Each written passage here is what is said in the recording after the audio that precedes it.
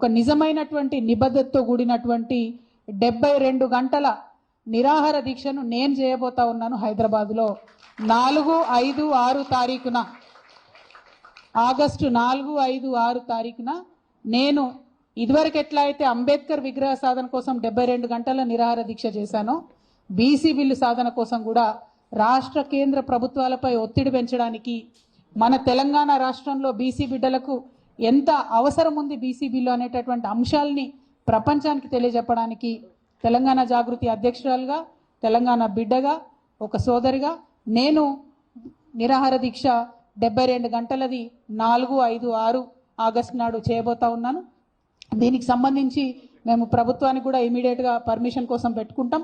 వాళ్ళు పర్మిషన్ ఇస్తే మంచిది, ఇవ్వకపోతే ఎక్కడ వీలైతే అక్కడ కూర్చొని 72 గంటలు మాత్రం ఖచ్చితంగా దీక్ష చేస్తాం.